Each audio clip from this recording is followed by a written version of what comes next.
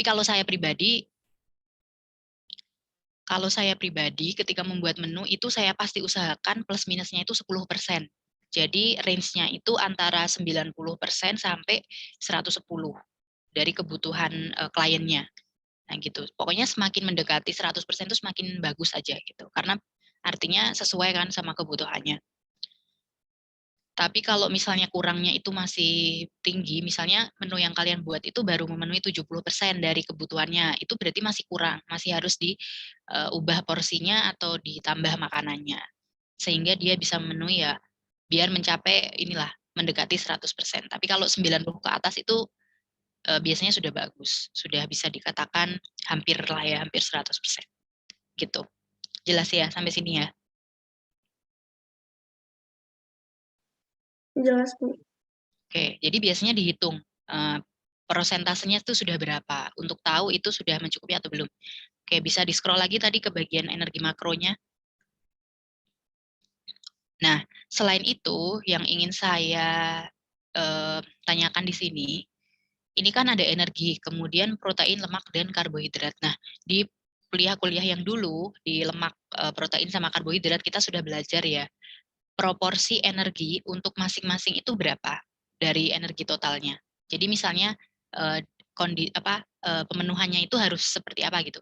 Karbohidrat itu berapa persen, sekitar berapa persen dari energi total, lemak berapa, lalu protein berapa.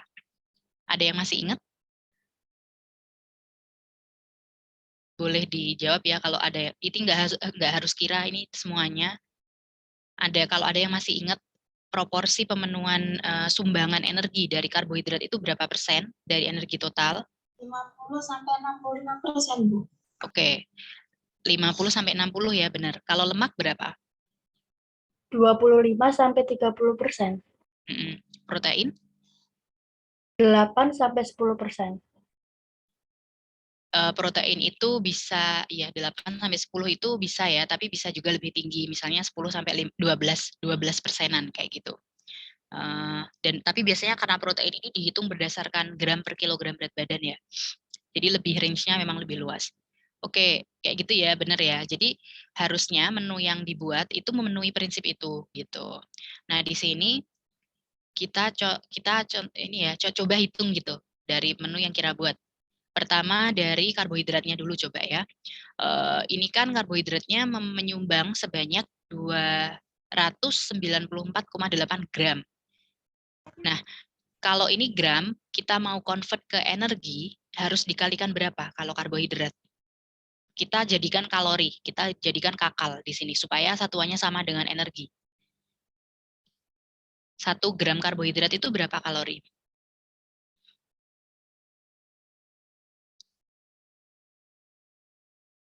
1 gram ya, Bu? Iya, per gramnya. Jadi masing-masing kan menyumbang kalori kan itu karbohidrat, protein, sama lemak. Nah, masing-masing itu per gram itu menyumbang berapa kalori? Setara dengan berapa kalori? Karbohidrat 4 kalori. 4, lemak 9. Benar. Protein 1. Protein itu 4 ya, sama dengan karbohidrat. Oh iya. Jadi karbohidrat kan 1 kalorinya menyumbang 1 gramnya menyumbang 4 kalori, sehingga kalau di sini 294,8 gram, berarti kita kalikan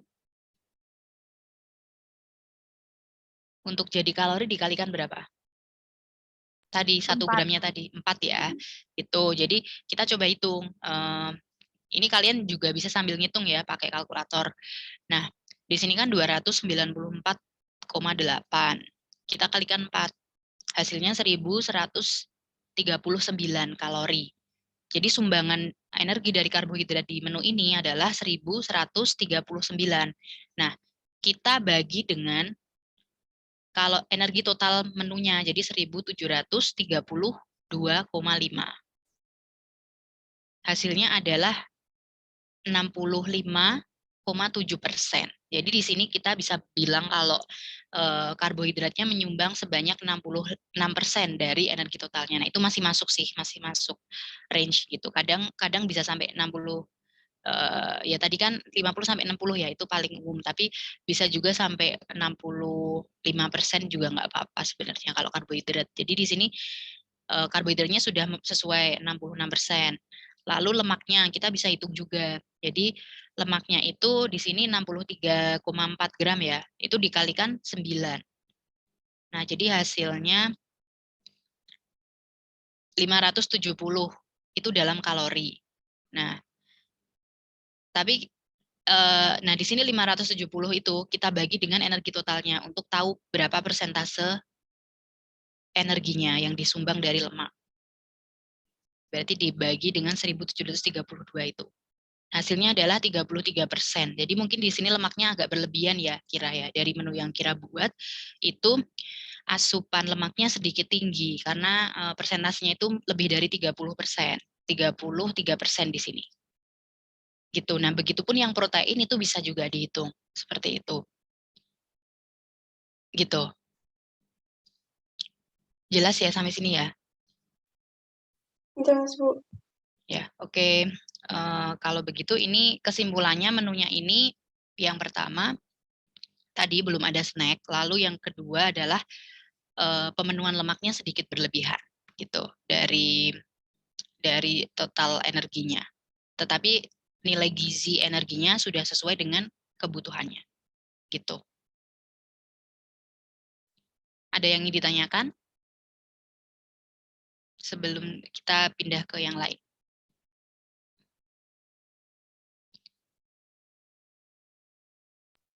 Ibu, kalau misalnya kita penempatan snack paginya itu di sebelum makan kayak kita biasanya gitu, nggak apa-apa, Bu? Apa nggak boleh?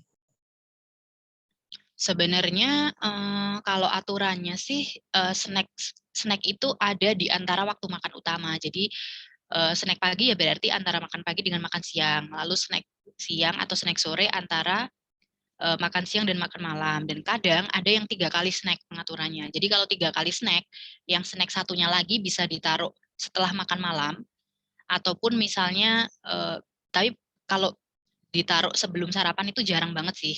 Jadi biasanya kalau 3 kali snack itu yang terakhir itu yang setelah makan malam, jadi sebelum tidur, kayak gitu. Kalau sebelum sarapan itu agak jarang sih ya, karena apa? Karena waktu makan itu kan sarapan itu sebenarnya harus sebelum jam 9. Jadi memang pagi itu sarapan saja sudah cukup gitu.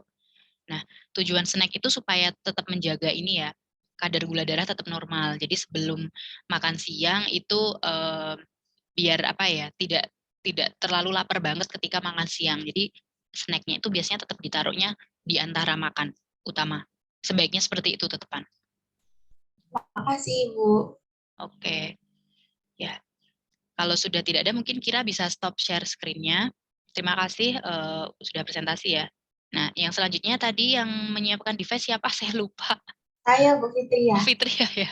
Oke, silakan Fitria bisa di-share screen menunya.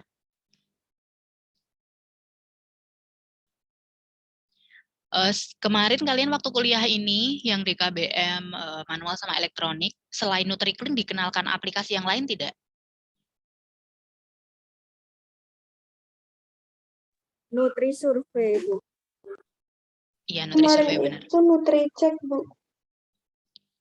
Oh, NutriCheck ya. Sorry, saya Iya. dari tadi NutriClean terus. Iya benar NutriCheck ya ini ya. Maaf, salah. NutriCheck benar, yang ini NutriCheck. Oke, NutriSurvey ya. Berarti kalian diajari NutriSurvey juga? Iya, Bu. Iya, Bu. Oke, kalau saya lebih ini seringnya pakai NutriSurvey juga soalnya. Ada aplikasinya kan, kita download gitu softwarenya. Nah, di situ juga lengkap sih, kita bisa ngitung kalori, lalu bikin menu per waktu makan juga bisa. Dan database-nya itu bisa kita update sendiri kalau NutriSurvey itu. Misalnya ada makanan yang belum ada di situ, itu kita bisa input manual kan dari aplikasinya itu. Oke, silakan Fitria bisa dimulai menunya ya. Disampaikan. Jadi di sini status gizinya normal, dengan diagnosis medisnya sehat, bentuk makanannya normal, dan kebutuhan kalorinya 2.725 serta jenis dietnya tidak ada.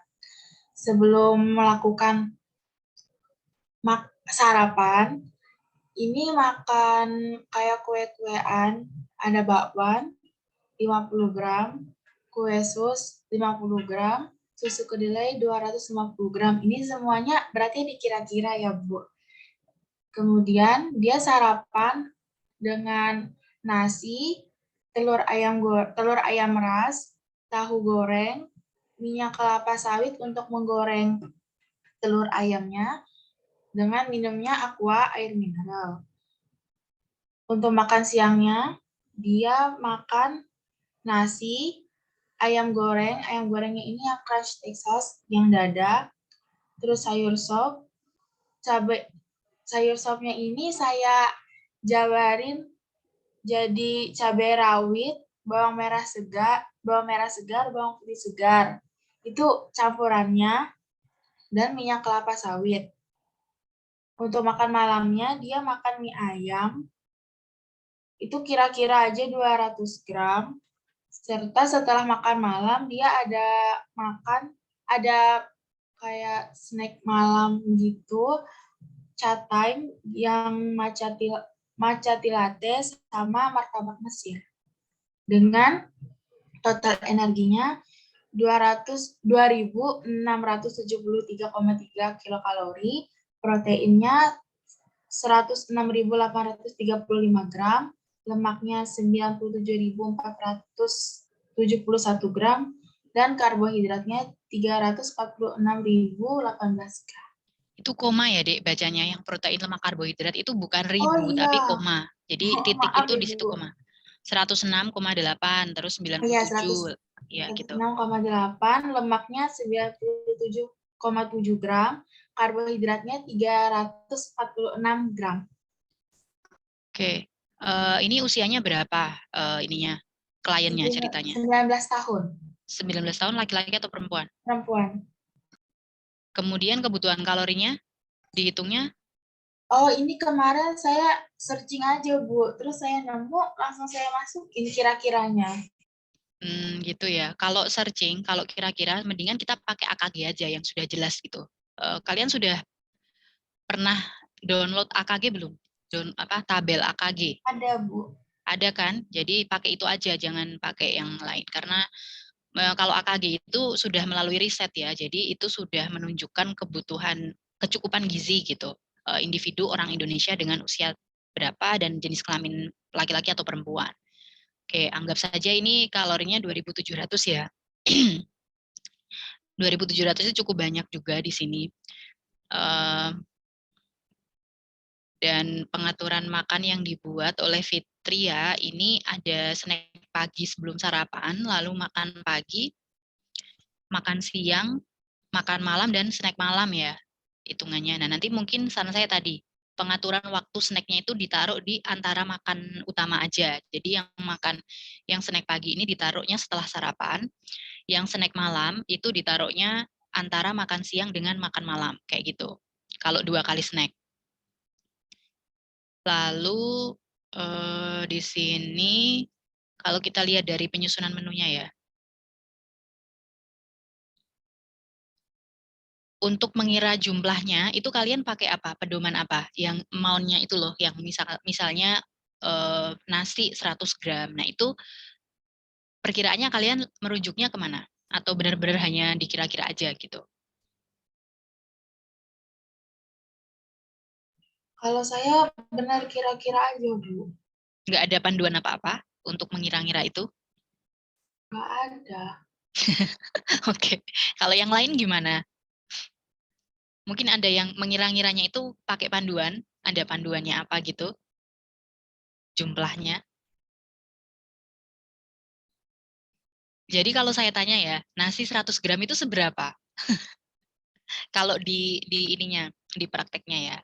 Kan kalau nasi biasanya pakai centong gitu ngambilnya. Nah, kira-kira 100 gram itu berapa centong itu tahu nggak? 1 centong, Bu. Sekitar 1 centong. Kalau diukur pakai gelas gitu, kemudian kalau misalnya telur ayam ya, telur ayam 60 gram itu berapa butir? 1 butir yang besar. Oke, benar sih. Nah, kalian tahu itu dari mana? Tahu kalau telur ayam 1 butir itu 60 gram. Nasi 1 centong itu sekitar 100 gram itu dari mana panduannya? Dari ini, Bu, pas Penukar. kemarin dapat itunya, penukar. Penukar ya, URT benar. Jadi sebenarnya kita mengira-ngira jumlah tuh pakai tabel URT atau ukuran rumah tangga, ukuran penukar. Jadi kalau kita jadi tahu di situ kalau misalnya satu porsi daging, satu potong daging itu sekitar 50 gram. Berarti kita masukkan, misalnya kita membuat menu ada daging gitu, kita masukkan 50 gram. Nah itu ketika kita menjelaskan kepada kliennya, itu kita jelasinnya tuh nggak pakai gram, tapi pakai penukar. Karena lebih mudah untuk dipraktekkan dan dipahami gitu. Kalau kita menjelaskan ke klien kayak, ini ya nanti makan ayam, dada ayam 60 gram ya, nanti pasti mereka kayak, hah? Masa saya harus nimbang sih gitu. Kalau punya timbangan makanan sih nggak masalah ya, bisa beneran ditimbang. Tapi biasanya kita menyampaikannya itu dalam penukar. Jadi disampaikan, jadi 60 gram itu setara ini loh, satu potong dada ayam misalnya, kayak gitu. Kemudian nasi 100 gram itu setara satu centong. Kalau 200 berarti nanti nasinya ngambilnya 2 centong, kayak gitu. Nah jadi biasanya kita panduan untuk nentuin jumlahnya itu pakai URT ya, penukar tadi. Itu sudah benar. Oke, nah di sini dari menunya nasi, berarti ini sarapan pagi itu nasi, telur, tahu goreng ya. Lalu ada minyaknya dihitung di situ 5 gram biasanya. Iya. Kemudian makan siangnya nasi, ayam goreng lagi. Di sini dada, sayur sop. Nah, biasanya kalau sayur sop itu misalnya ini kan sudah nama masakan jadi. Jadi biasanya supaya lebih akurat itu kita breakdown bahannya. Jadi misalnya sayur sop itu isinya apa? Misalnya wortel, lalu ada brokolinya, ada ayam suwirnya misalnya atau yang lain. Itu biasanya kalau kita bikin menu itu di breakdown bahannya gitu. Jadi lebih akurat ya. Jadi jumlah wortelnya misalnya berapa kayak gitu-gitu. Kemudian jadi yang dimasukkan itu biasanya itunya bahan yang dibuat untuk membuat sayur sopnya itu apa. Lalu kalau bumbu seperti cabai, bawang, bawangan itu biasanya malah nggak dimasukkan. Kenapa? Karena kandungan energinya itu bisa diabaikan gitu, kalau dari bumbu karena tidak terlalu banyak. Jadi yang perlu dihitung itu kalau misalnya yang menyumbang banyak kalori seperti gula, minyak. Nah, itu dimasukkan biasanya. Tapi kalau bumbu yang lain, misalnya cabai, garam, lada, bawang-bawangan, itu biasanya nggak dimasukkan sampai sedetail itu untuk membuat menu. Kemudian malamnya mie ayam. Lalu ada cat time. Nah, di sini ya, kalau kita perhatikan ya, selingannya itu kan cat time sama martabak. Itu nilai kalorinya totalnya sudah 650. Ini jumlahnya ya, 300 gram sama 350 gram itu kan besar. Nah, sayangnya di sini kita tidak bisa melihat kandungan energi dari masing-masing makanannya itu berapa gitu di recordnya ini. Jadi langsung energi total dari semuanya. Kalau misalnya kita bisa lihat itu, ini pasti yang energi dari cat time sama martabak ini dia lebih besar daripada menu makan utamanya. Gitu, kira-kira. Karena gulanya kan tinggi kalau untuk cat time ya. Kemudian martabak juga. Jadi ini menurut saya nilai energi dari selingannya itu lebih besar daripada nilai energi makan utamanya. Dan ada aturan kalau kita membuat menu itu distribusi energinya itu selingan itu harusnya lebih rendah. Energi dari snack itu harusnya tidak lebih dari energi dari makan utamanya. Kayak gitu. Lalu mungkin kalau selingan itu satu kali selingan itu sekitar kontribusinya sekitar 10%-an. 10-15%-an dari energi total biasanya. Jadi tidak sebenarnya tidak yang tinggi kalori banget gitu untuk menu seimbang ya, untuk prinsip menu seimbang. Nah, di sini kalau kita perhatikan dari menu yang dibuat, ini sebenarnya sama sih dengan yang dibuat Kira juga, cuman tadi belum saya sampaikan. Kita lihat dari prinsip menu seimbang ya, dari bahan-bahan makanan yang dibuat, itu menurut kalian kurang apa di sini? Yang masih, ini kan lebih dominan kayak dari karbohidrat gitu, sama mungkin lemak dan protein. Yang kayaknya masih kurang apanya, kalau kita ingin membuat menu gizi seimbang? Sayur dan buah. Ya benar, jadi sayur dan buahnya saya nggak lihat ya, tadi juga yang dibuat sama Kira juga. Jadi kalau bisa biasanya untuk pengaturan makan itu setiap kali makan utama, makan pagi, siang, sama malam itu harus ada sayur sama buah paling enggak. Kalau misalnya tidak ada buah, sayurnya harus ada di situ. Gitu. Jadi prinsip menu seimbang itu dalam satu piring itu mesti ada karbohidrat, protein, lemak, karbohidrat, protein, lemak, dan vitamin mineral tercukupi. Jadi vitamin mineral ini dari sayuran ya, sayuran sama buah. Itu sebenarnya kalau aturan gizi seimbang isi piringku itu mesti ada. Dan porsinya itu juga dibuat banyak gitu untuk sayurnya. Karena sayur ini dia hanya menyumbang sedikit energi, tetapi lebih banyak ke kita makan sayur itu lebih banyak ke untuk dapat vitamin sama mineralnya sebenarnya gitu. Jadi mungkin belum memenuhi dari jenis makanannya, kurang variasi ya di sini ya, dari belum ada sayur dan buahnya. Kemudian untuk kandungannya, energinya ini kalau dilihat sih sudah memenuhi ya dari kebutuhannya. Sudah coba dihitung belum, Fitria? Ini berapa persen pemenuhannya? 98%, Bu. 98%. Pasti sekitar itu sih kalau dilihat dari angkanya kan dekat ini 2.670 sampai sama 2.720. Protein, lemak, karbohidratnya sudah dihitung juga memenuhi berapa persen? Belum, Bu. Oke, coba dihitung yang karbohidrat. Tadi sudah saya jelaskan kan cara ngitungnya. Coba dihitung dulu. Yang karbohidrat ini berapa? Karbohidratnya dulu. Ini yang dikali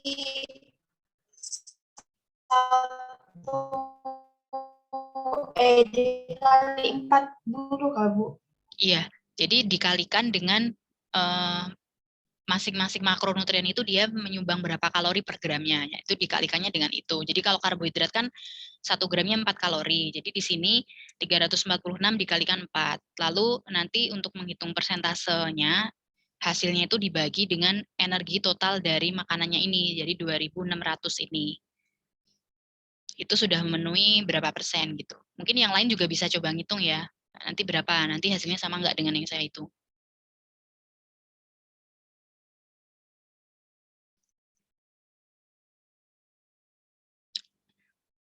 Kalau ada yang mau ngitung lemak sama proteinnya juga boleh. Kalau ada yang sudah ketemu bisa disampaikan ya hasilnya berapa. 51% nggak, Bu? Iya benar. Jadi karbohidratnya di sini sudah memenuhi 51,7 ya, 52%. Jadi sudah masuk range sih sebenarnya. Lalu lemak proteinnya berapa?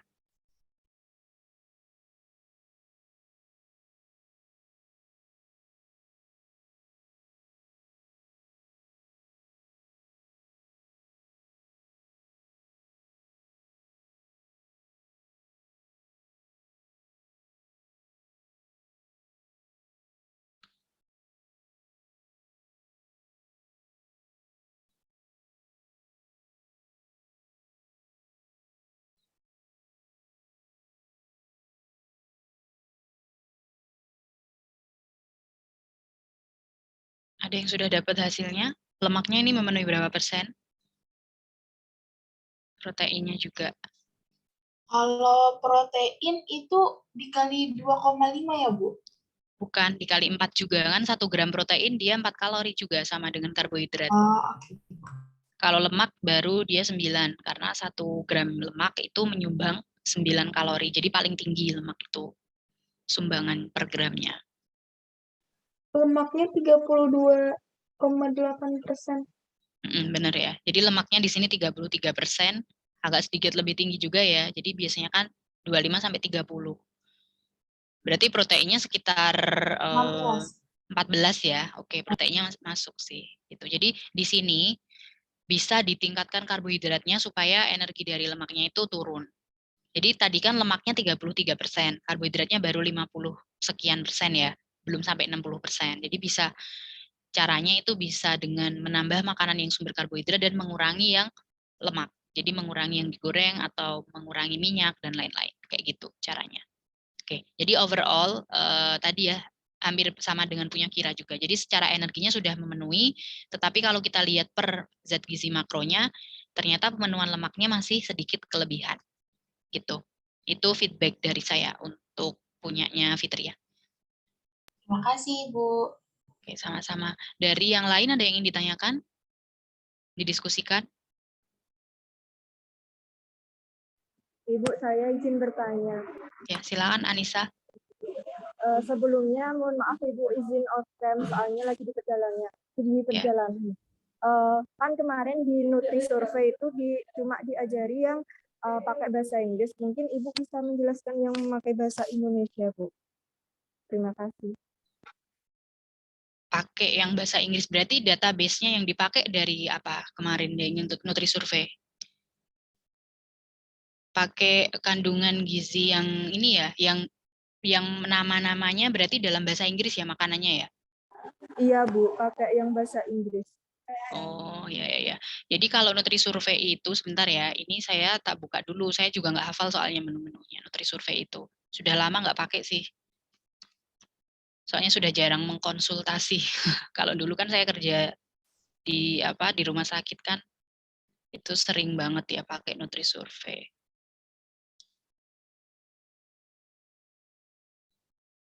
Jadi Nutri Survey itu memang database-nya itu dia pakai kalau nggak salah TKPI atau apa ya.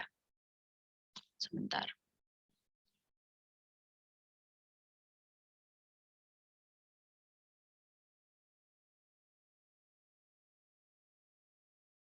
Hmm.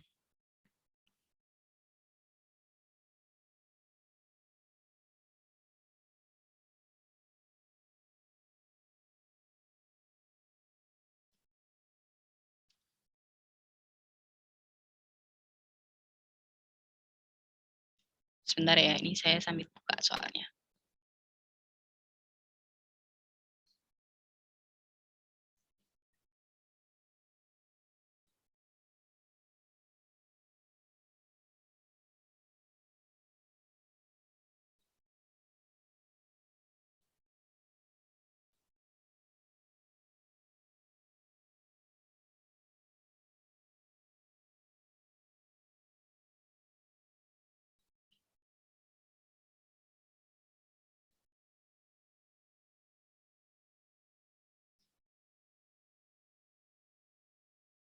Itu Nutri Survey yang kalian install itu yang versi berapa ya? 2007. 2007. Kalau nggak salah di Nutri Survey itu dia itu apa namanya database makanannya itu dari yang Indonesia itu dari TKPI kalau nggak salah. Jadi tabel komposisi pangan Indonesia atau itu sama hampir mirip juga sih dengan DKBM ya dari DKBM itu. Cuma memang ada yang bahasa Inggris ya menu-menunya itu dan mungkin di situ ada sebenarnya bisa dipakai. Cuman mungkin nilai gizinya itu nggak yang beneran sama 100% gitu loh, tapi itu masih bisa dipakai juga tetap modify. Ini sudah lama saya nggak pakai juga, jadi agak apa namanya meraba-raba juga. Kalian tahu cara menambahkan database-nya secara manual tidak? Sudah kemarin diajarkan tidak? Untuk modifikasi database-nya. Jadi misalnya gini, misalnya kita ingin memasukkan makanan tertentu, tapi ternyata tuh tidak ada di list gitu di Nutri Survey-nya. Jadi kan kita kalau kayak gitu kita sebenarnya bisa masukkan manual nilai gizinya supaya dia masuk ke database kita. Kemarin diajari nggak kayak gitu? Kayaknya enggak, Bu. Nggak ya? Belum, Bu. Mungkin belum ya. Sebentar, ini bisa di stop. Nah, ini saya share screen dulu. Kalau untuk mengganti database itu sepertinya ada caranya. Jadi kita bisa membuatkan di Excel gitu atau di format khusus, lalu nanti diimport gitu ke Nutri Survey. Cuma saya tuh lupa ininya apa database-nya itu. Nah, sudah kelihatan belum?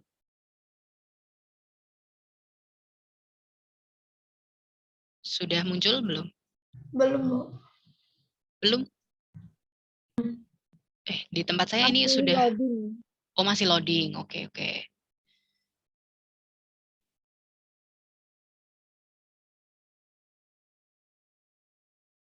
Gimana? Sekarang sudah?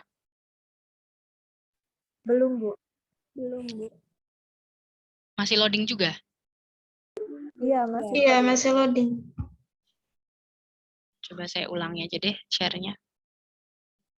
Share screen lagi. Kalau sudah kelihatan ini ya, bilang ya. Sudah, Ibu. Oke, sudah. Nah, ini kan kayak gini bentuknya. Kalau NutriSurvey ini punya saya juga ini sih, database-nya itu ada yang bahasa Inggris juga sih. Nah, jadi di sini kan kalau di NutriSurvey itu kita bisa pilih ya, berapa kliennya usianya berapa, laki-laki atau perempuan kayak gitu.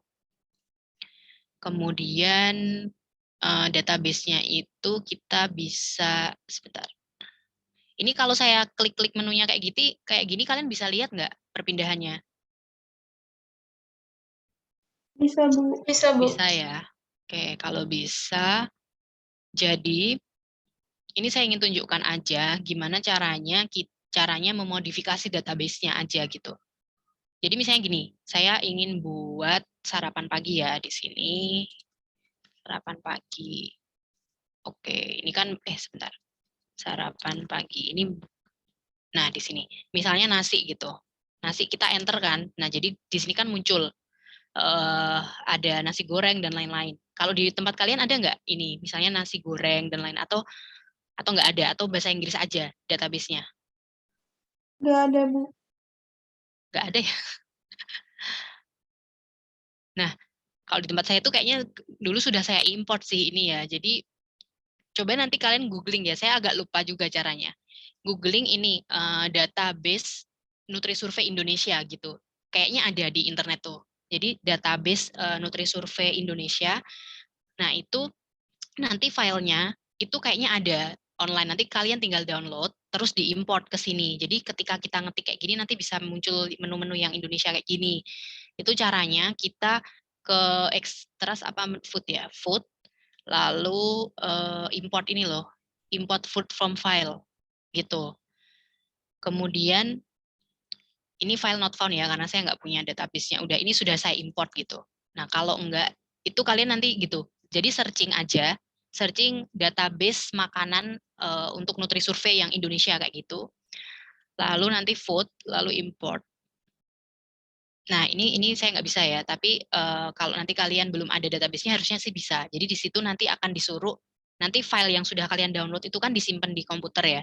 Terus nanti di situ kalian milih gitu. Nanti akan ada jendela yang keluar terus dipilih mana yang akan diimport filenya. Nah, nanti tinggal dipilih filenya nanti udah nanti ke import ke dalamnya gitu. Kalau punya saya ini soalnya sudah ada. Jadi misalnya nasi gitu ya, saya ketik nasi, waktu ditekan enter ada misalnya nasi goreng. Nah, ini tinggal saya pilih. Nah, di sini sudah ada misalnya jumlahnya 100 langsung keluar kan energinya berapa, kalau protein dan lemak dan lain-lain. Nah, ketika kita ingin memasukkan menu yang belum ada database-nya di sini, jadi misalnya coba deh, ini saya ngarang aja, ada nggak sudah ada atau belum apel? Oh, sudah ada ya.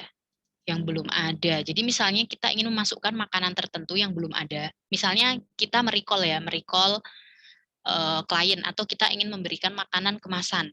Misalnya snack Soy Joy gitu misalnya. Soy Joy. Nah kan nggak ada, karena ini no food found. Artinya Soy Joy ini tidak ada di database kita kan. Nah, kita ingin memasukkan Soy Joy ini di menu NutriSurvey-nya supaya nanti terhitung gitu nilai kalorinya dan lain-lain. Caranya kita bisa masukkan manual. Jadi kalau misalnya Soy Joy gitu kan di kemasannya itu ada nilai gizinya ya per kemasan itu energinya berapa pasti ada kan label makanan di kemasan. Nah itu cara kita masukkan manual tuh kayak gini, food lalu modify food database-nya. Kemudian kita add food.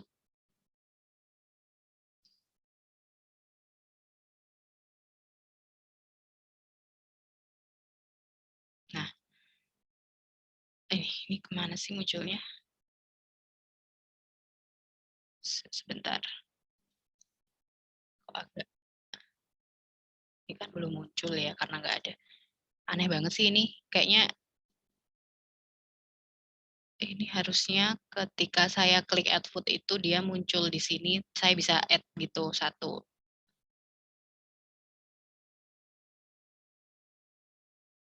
Nah, kayak gini. Jadi kalau add food dia akan memberikan space untuk kita ngetik. Nah, ini kita masukin ke database. Jadi kita bisa ketik ya Soy Joy. Kayak gitu misalnya. Lalu kalorinya berapa. Nah, ini bisa kita lihat dari label gizinya di Soy Joy itu. Nah, tapi yang perlu diperhatikan di sini dalam kilojoule satuannya. Jadi kalau Nutrisurvey itu database-nya, energinya itu bukan kilokalori tapi kilojoule. Jadi cara convert-nya kita pakai nilai energi yang kalori dikalikan berapa convert-nya. Kalau kalori ke joule berapa? Dulu waktu kuliah awal banget, kayaknya saya sudah pernah jelaskan deh. Convert kalori dari kalori ke joule. Itu dikalikan berapa? Ada yang masih ingat? 1 kalori berapa kilojoule? 4,184. Ya, 4,2 ya. 4,2. 4,18 biasanya kita pakai 4,2. Jadi ketika kalian memasukkan makanan tambahan di database Nutrisurvey itu kayak gini caranya. Tadi add food ya, terus diketik nama makanannya apa, lalu energinya di sini dikalikan 4,2 dulu, baru nanti ditulis. Misalnya 500 hasilnya kayak gitu. Terus proteinnya berapa gram. Nah, ini dalam gram. Misalnya proteinnya berapa gram, lemak, karbohidratnya tinggal masukkan di sini gitu. Kalau kalian sudah masukkan nilai gizinya, nanti tinggal di OK. Di sini di OK. Ini saya contohkan aja deh, tapi ini sebenarnya saya nggak tahu ya nilai gizi soju itu berapa. Ini ngarang. Nanti bisa saya hapus lagi kok database-nya. Misalnya 5, saya nggak tahu ini berapa ya. Misalnya ini 5, karbohidratnya misalnya 20. Gitu. Ini saya kasih contoh aja. Jadi kalau ketika nilai gizinya sudah kalian masukkan, itu klik OK. Do you want to save modification? Yes. Jadi kalau sudah begini, kita sudah ada di database-nya Soyjoy ini. Ketika kita ketik di sini, Soyjoy, nah maka kita langsung bisa memasukkan. Nanti dia akan keluar kalorinya. Kayak gitu. Jadi misalnya kalian ingin membuat menunya pakai Nutrisurvey dan ada makanan yang belum ada di database, tambahkan aja secara manual kayak tadi. Kalau misalnya itu bahan makanan segar, nilai gizinya bisa lihat di DKBM atau di TKPI. Gitu. Cara nambahinnya biasanya gitu. Gitu ya, Anissa ya. Iya Ibu, jadi kalau kan soju itu udah ada kayak kemasannya, itu udah ada nilai gizinya. Tapi kalau nggak makanan kemasan itu gimana? Pakai DKBM. Oh. Lihat di TKPI atau DKBM manual. Di situ kan ada list makanan, kalori, dan lain-lain berapa gitu kan. Nah itu lihat di situ. Baik Ibu, terima kasih. Oke. Ibu, tapi Ya, jadi bisa nggak seperti sih itu. pakai tabel gizi yang ada di belakang kemasan? Yang ada di mana? Di belakang kemasan. Yang nilai gizi di kemasan itu Bu. Bisa. Kalau memang itu makanan kemasan, pakai itu, pakai nilai gizi yang ada di kemasannya. Tapi kalau bukan makanan kemasan, nggak ada nilai label gizinya kan. Kalau makanan segar, nah itu kita pakai TKPI atau DKBM. Gitu. Oke, ada lagi yang ingin ditanyakan tidak dari penyusunan menu ini? Jadi caranya seperti itu ya. Nanti semakin sering kalian praktek kayak gitu, pasti semakin ini kok. Semakin skillnya makin meningkat sendiri kayak gitu. Tapi memang mesti lebih banyak praktek. Ibu, Kalau saya tidak, izin belum. bertanya lagi. Silakan. Silakan Anissa. Kan tadi di NutriCheck ada bentuk makanan. Itu maksud dari bentuk makanan itu gimana ya Bu? Oh iya benar. Bentuk makanan ya. Oke, sebelum saya jelaskan, mungkin ada lagi yang ingin share dulu menunya gitu. Nanti sekalian saya jelaskan di situ. Tadi baru 2 ya, mungkin kita satu lagi, satu orang lagi gitu. Kalau ingin sharing menu yang sudah dibuat, ada yang ingin volunteer lagi tidak?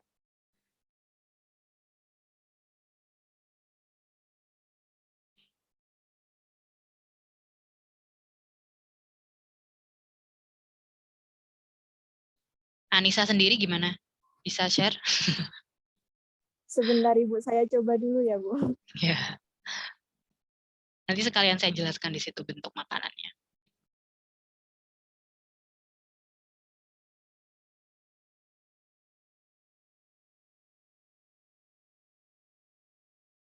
Ya. Silakan Anissa disampaikan menunya dulu yang sudah dibuat. Nanti kalau sudah kita baru diskusi lagi. Baik, saya akan menjelaskan terkait dengan NutriCheck satu menu. Di sini ada menu pagi, beras merah, nasi beras merah, dan lauknya ada sawi putih, dan ada udang, ada jagung, jagung muda, ada bango. Untuk tambahan dari bumbu jagung muda, ada kerupuk udang, ada jeruk untuk minumannya ada jeruk nipis segar, dan buahnya pepaya, untuk snacknya ada ubi cilembu. Sudah, Ibu. Ini hanya 1 kali makan utama sama 1 kali snack saja? Iya, ini yang untuk untuk 1 kali makan. Oh, oke. Berarti Anissa tidak buat yang 1 hari full? Ada. Pakai yang 1 Terpisah hari. gitu ya? Iya.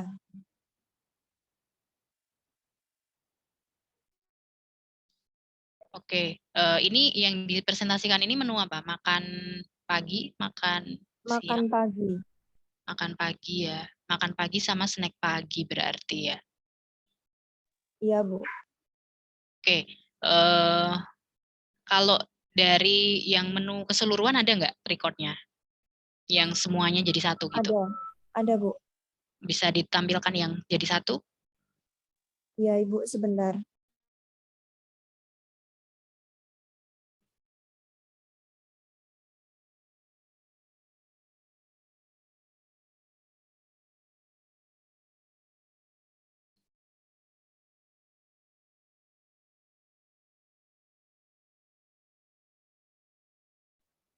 Sudah terlihat, Ibu.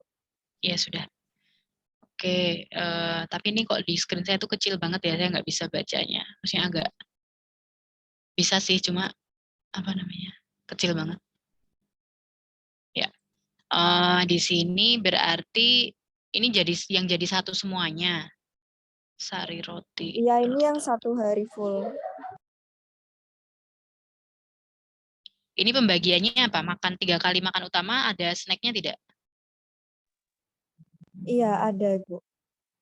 Jadi makan paginya sari roti, roti tawar, lalu telur, selada segar, tomat merah, saus sambal. Tropicana Slim, susunya, oh ini susunya masuk makan pagi ya, lalu pepaya. Pizza Hut salad bar itu dia apa? Masuk ke menu menu kapan? Di snack pagi. Oh, snack paginya. Lalu makan siangnya di sini beras merah, ayam daging segar, kangkung rebus, nutrisari, jeruk beras, keripik tempe, wortel, brokoli, kentang, tropika nasi. Lah makan malamnya apa ini, Dek?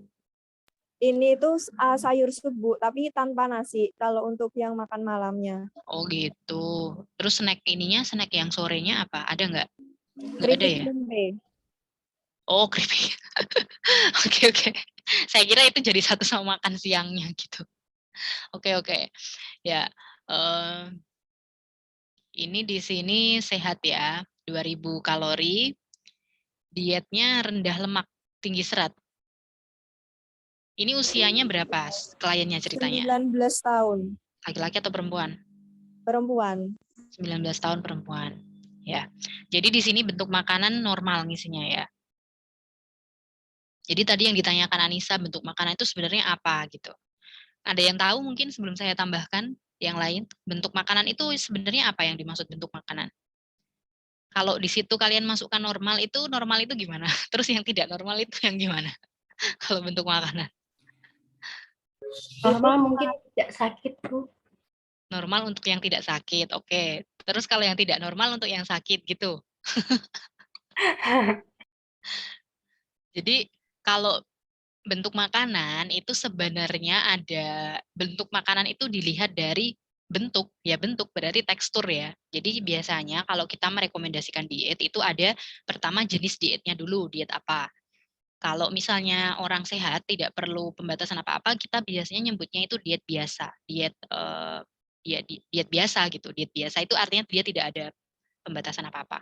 Kalau misalnya sakit ya jenis dietnya itu namanya disesuaikan dengan penyakitnya. Jadi misalnya hipertensi, maka kita berikan diet rendah garam. Lalu penyakit hiperkolesterol, kita berikan diet rendah lemak, rendah kolesterol kayak gitu. Misalnya masalah diare, kita berikan diet rendah serat kayak gitu-gitu. Nah, pertama nama dietnya. Yang kedua biasanya pemberiannya berapa kali. Jadi 3 kali makan utama, 2 kali selingan atau 3 kali selingan. Kemudian cara pemberian itu melalui apa? Oral. Kalau oral itu yang dimakan lewat mulut atau pemberiannya melalui pipa misalnya. Untuk pasien-pasien yang tidak bisa makan lewat mulut biasa gitu.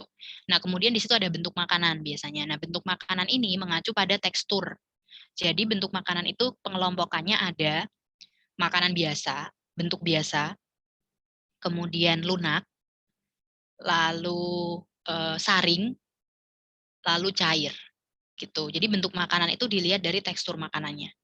Kalau misalnya untuk orang sehat, itu kan bentuknya biasa ya. Jadi sebenarnya nyebutnya bukan normal tetapi biasa gitu. Bentuk makanan biasa.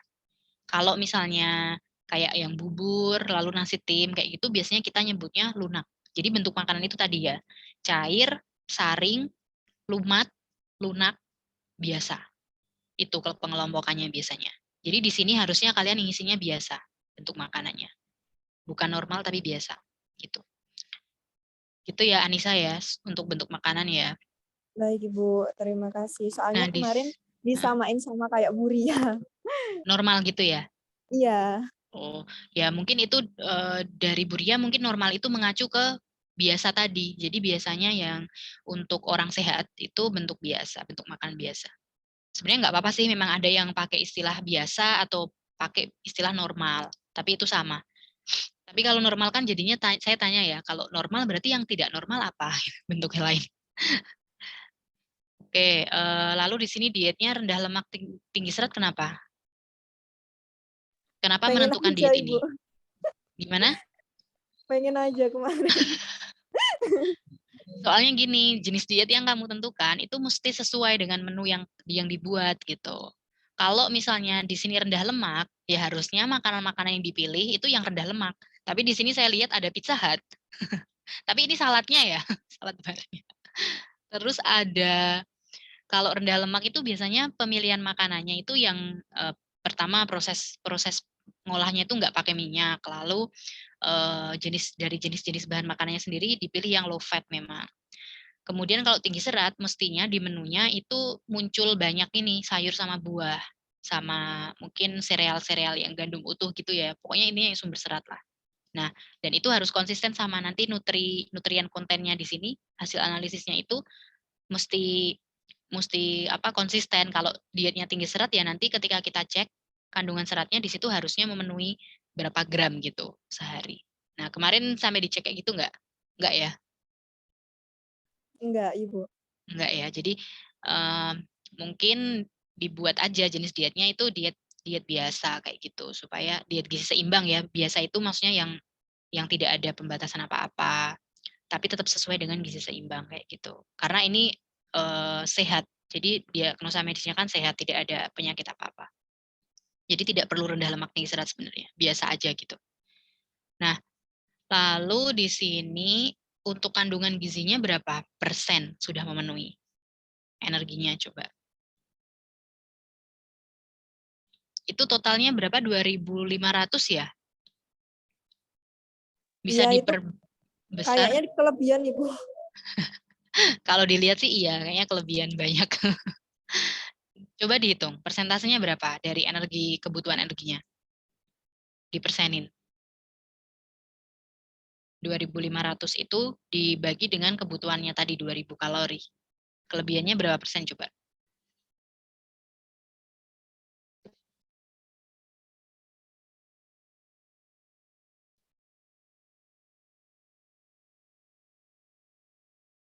Saya nggak bisa ngitung, Bu, soalnya pakai HP. Oh, oke. Ini saya hitung ya. Jadi pemenuhannya di sini 120%. Jadi mungkin sedikit kelebihan ya untuk kandungan energi dari yang dibutuhkan. Jadi nanti kalau kelebihan kayak gini, kita ngutak-atiknya bisa dengan pertama mengurangi porsi, yang kedua mengganti bahan-bahan makanan atau mengurangi yang sumber-sumber energi tinggi, misalnya lemaknya, kayak gitu-gitu. Jadi ini energinya memang agak sedikit kelebihan. Lalu proteinnya 67 gram, lemaknya ya, lemaknya kan 80 gram. Nah, di sini karena tadi rendah lemak, rendah lemak itu coba kita cek di sini ini memenuhi berapa persen. Kalau 80 gram, itu kita kalikan 9, itu kan 720. Lalu dibagi dengan energi total makanannya 2.500. Nah, di sini 28%. Jadi lemak ini dari menu yang dibuat ini 80 gram ini sudah memenuhi 28% dari energi total dan itu masuk ke normal sebenarnya memang range normal kan 25 sampai 30%. Jadi di sini bukan rendah lemak sih di menunya ini karena ya sesuai aja gitu, sesuai dengan kebutuhan. Kalau rendah lemak itu biasanya persentase energi dari lemaknya itu kurang dari 20%, kurang dari sama dengan 20% biasanya kalau rendah lemak. Jadi di sini jenis dietnya tidak sesuai ya dengan nilai gizinya. Nanti jenis dietnya diganti aja jadi diet biasa aja. Kalau misalnya Iya, Ibu. merevisinya kayak gitu strateginya. Nah, lalu tapi kalau kita anggap ini diet biasa sudah sesuai berarti lemaknya 28%. Karbohidratnya di sini berapa? 359. Dikalikan 4 dulu, dibagi dengan 2.500. Karbohidratnya 57%, sudah masuk juga. Berarti proteinnya juga sudah masuk sih otomatis gitu. Oke, seperti itu masukan saya untuk menu yang dibuat oleh Anissa.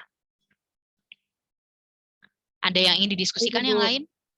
Terima kasih, Bu. Saya stop screen ya, Bu. Ya, boleh.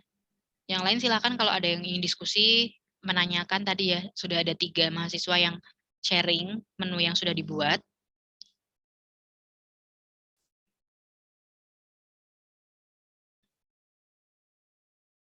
Ibu, saya mau tanya, Silakan Kira. kalau misalnya kan ada kondisi orang yang sakit, yang makannya tuh lewat selang gitu Bu, langsung ke lambung. Nah itu apakah kebutuhan energinya juga disesuaikan? Oke, jadi kalau yang melalui pipa itu biasanya NGT ya, dengan NGT, nasogastric tube istilahnya. Pemberian makanan melalui pipa yang dimasukkan dari hidung nanti dia langsung ke lambung, itu disebut NGT. Nah, biasanya NGT itu dipakai kalau pasien-pasiennya tidak sadar. Jadi misalnya pasien yang masuk ICU, yang mereka tidak sadar, jadi kondisinya tidak sadar dan tidak bisa makan secara oral kan kalau kayak gitu, tidak bisa makan lewat mulut gitu. Nah, itu biasanya dikasih NGT. Nah, untuk kebutuhannya itu dihitung memang, cuma pemberiannya itu beda. Pemberiannya tidak 3 kali seperti ini ya, 3 kali utama, 2 kali selingan itu enggak. Jadi kalau NGT itu makanannya bentuknya apa? Karena lewat pipa makanannya bentuknya apa? Cair. Cair. Makanannya cair. Jadi biasanya tetap dihitung kalorinya berapa, tetapi gini, karena dia bed rest ya, kalau pasien-pasien yang tidak sadar kan dia otomatis bed rest. Maksudnya dari faktor aktivitas juga tidak ada gitu. Yang dihitung biasanya ini, yang dipenuhi dulu energi basalnya. Jadi energi itu kan ada TEE, ada BMR. Jadi ketika kita menghitung kebutuhan energi sehari, itu kan pertama kita ngitung BMR dulu, basal metabolic rate-nya berapa, lalu nanti dikalikan faktor aktivitas, dikalikan faktor stres, kayak gitu kan, nanti diperoleh TEE. TEE itu kebutuhan energi kita total sehari. Nah, kalau NGT itu biasanya kita penuhi dulu BMR-nya. Jadi bukan langsung TEE gitu enggak, tapi BMR-nya dulu. Jadi misalnya BMR-nya 1.200 kalori atau 1.500 kalori kayak gitu, yang itu dulu yang dipenuhi. Jadi memang tidak bisa memenuhi terlalu tinggi energinya gitu ya. Dan biasanya makanan cair itu kita pemberiannya misalnya gini, 6 kali dalam 1 hari gitu jadwalnya misalnya. Jadi kalau 6 kali dalam sehari itu kan 24 jam. Jadi kalau diberikan 6 kali itu berarti setiap 4 jam. Setiap 4 jam diberikan dan volumenya itu menyesuaikan daya terimanya dia. Ketika kita masukkan misalnya 100 mili gitu dengan kandungan energi 1 kalori per mili, berarti kan kalau 100 mili dia kandungannya 100 kalori. Kayak gitu misalnya. Nah, ketika dimasukkan di makanan cair itu nanti diperiksa apakah ada sisa atau enggak. Kalau misalnya ada sisa, itu artinya penerimaannya kan belum bagus. Nah, kayak gitu bisa disesuaikan lagi pemberiannya. Bisa diberikan lebih sering, tapi volumenya itu lebih sedikit. Kayak gitu sih. Jadi memang kalau apakah dihitung nilai gizinya sesuai? Iya, dihitung tetap. Cuman pemberiannya itu bertahap kalau kayak gitu. Tergantung penerimaan pasiennya seperti apa. Apakah ada sisa atau tidak dari yang diberikan. Nanti disesuaikan secara bertahap sampai dia bisa makan per oral gitu. Itu proses pencairan makanannya tuh beneran dari makanan utuh atau gimana ya, Bu? Ya nanti kalian akan belajar sih sebenarnya ya kayak gini. Namanya nutrisi enteral. Jadi enteral itu yang cair, makanan cair.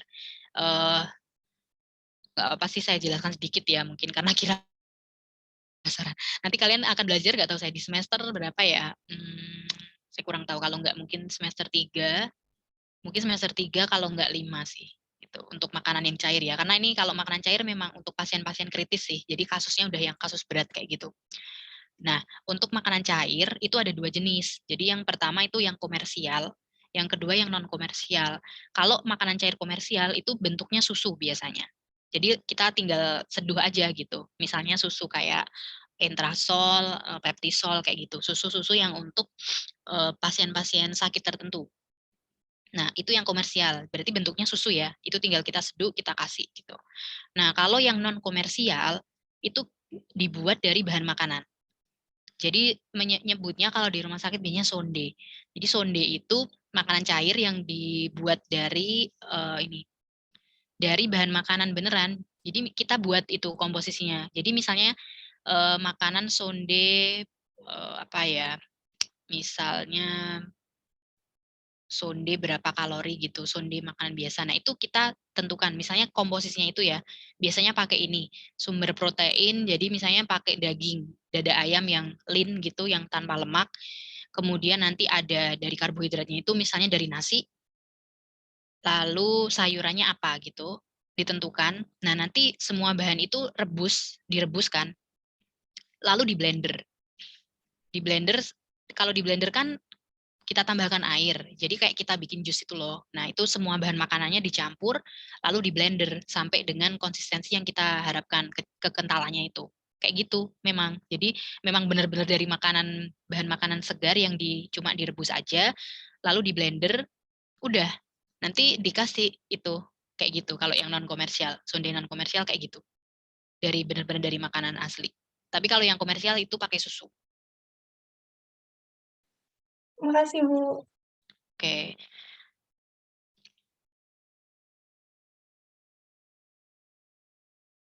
Dan ini sih kalau di prakteknya itu yang masang itu bukan kita, jangan khawatir ya, kita nggak perlu khawatir. Biasanya ahli gizi itu cuma meresepkan apa namanya menunya, jenis dietnya apa. Nah nanti kalau misalnya pemberiannya lewat selang, itu yang masang itu perawat kalau di rumah sakit biasanya. Yang masang NGT-nya itu perawat. Kita itu cuma menghitung aja, kita menghitung menunya aja, menyiapkan jenis dietnya, menunya, porsinya seberapa banyak, pemberiannya berapa kali, berapa mili, kalorinya berapa, kayak gitu-gitu. Jadi yang termasuk ke ini ya, skill atau kompetensi inti ya dari ahli gizi kayak gitu kalau di setting rumah sakit.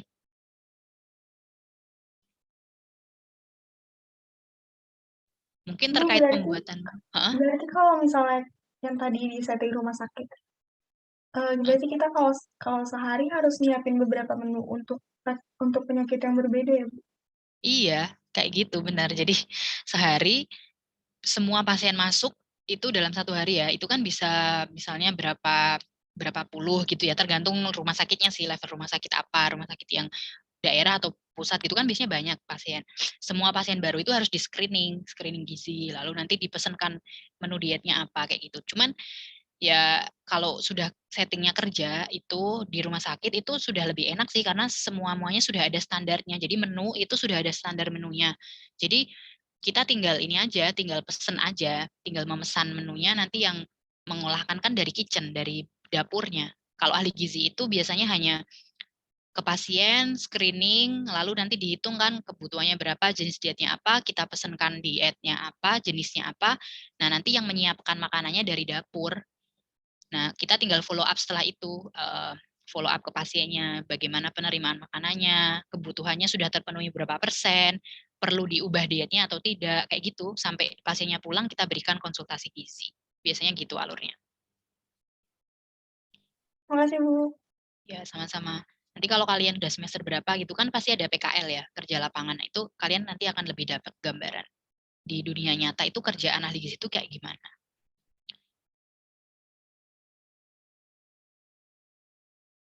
Untuk pembuatan menu, ada yang ingin ditanyakan lagi tidak? Terkait menu seimbang ya, ini masih yang menu biasa. Kalian bisa praktek sih ke diri kalian sendiri untuk membuat menu sehari misalnya.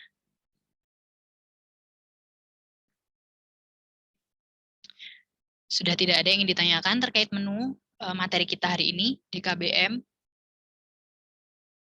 Notary check. Kalau tidak ada mungkin kita cukupkan ya diskusinya ya.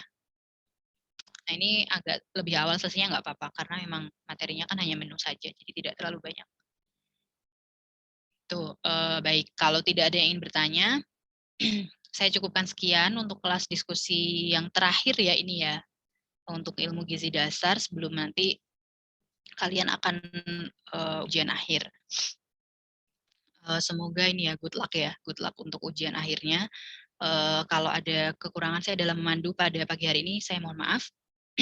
Saya akhiri wabillahi taufiq wal hidayah. Wassalamualaikum warahmatullahi wabarakatuh. Waalaikumsalam warahmatullahi wabarakatuh. Terima kasih.